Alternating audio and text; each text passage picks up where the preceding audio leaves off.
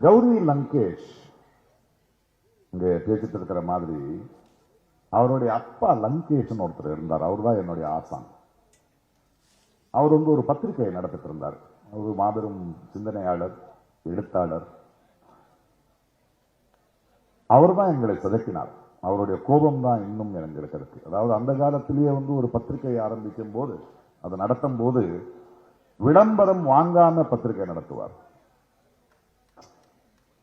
பத்திரிகையை வாங்குற மக்களுக்கு அவர் எழுதுவார், இந்த மாதிரி இந்த கோல்கேட்டு சோப்பு விற்கிறவங்க கிட்ட எல்லாம் போய் நான் கெஞ்சிட்டு இருக்க முடியாது, ஒரு 2 காசு அதிகம் போட்டு வாங்குங்கப்பா.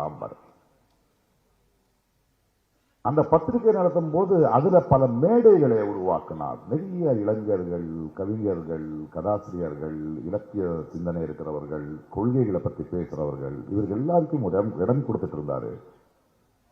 ஒரு ஆட்சியே அவர் பேசுறாருன்னா பயப்படும். அப்பேற்பட்ட ஒரு ஆசானை நான் ரொம்ப கிட்டத்திலிருந்து பார்த்திருக்கேன். அவர் நிரந்தரமா ஒரு விஷயம் சொல்லுவார் எங்களுக்கு. ஒரு பத்திரிகையும் ஒரு சாதாரண குடிமகனும் ஒரு கலைஞனும் நிரந்தரமான எதிர்கட்சியா இருக்கணும். நிரந்தரமான எதிர்கட்சியா இருக்கிறது தான் அரசியல் எனக்கு சொல்லிக் கொடுத்தவர் அவர்தான் எனக்கு.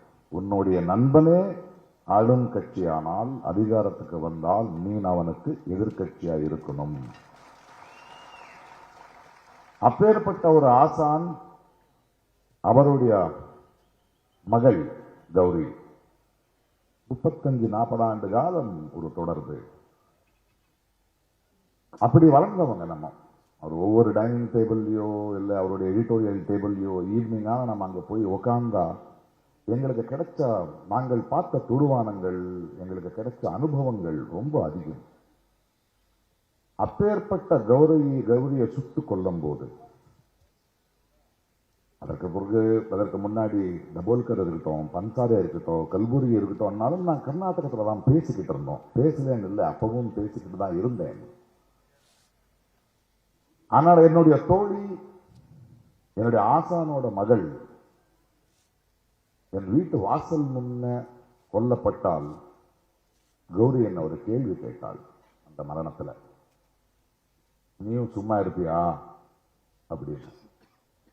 அதனால்தான் அவளை புதைக்கும் போது நான் சொன்னேன், நான் அவளை புதைக்கல, விதைத்தேன்.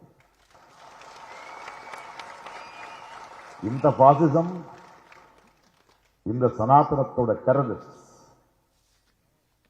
ஒரு குரலை அடக்கினோன்னு நினைச்சா அதை விட வேகமான ஆழமான குரல் எழுந்திருக்கிற காரணத்தினாலதான் 8 வருஷமா நான் பேசிக்கிட்டு இருக்கேன்.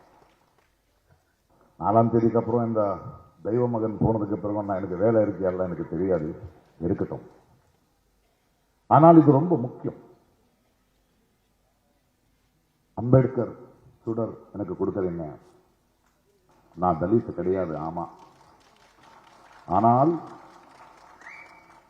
அம்பேத்கர் இந்த கான்ஸ்டிடியூஷனை எழுதாம இருந்திருந்தால் இந்த நாடு எப்படி இருக்கும்னு யோசிக்கும் போது எனக்கு பயமா இருக்கு.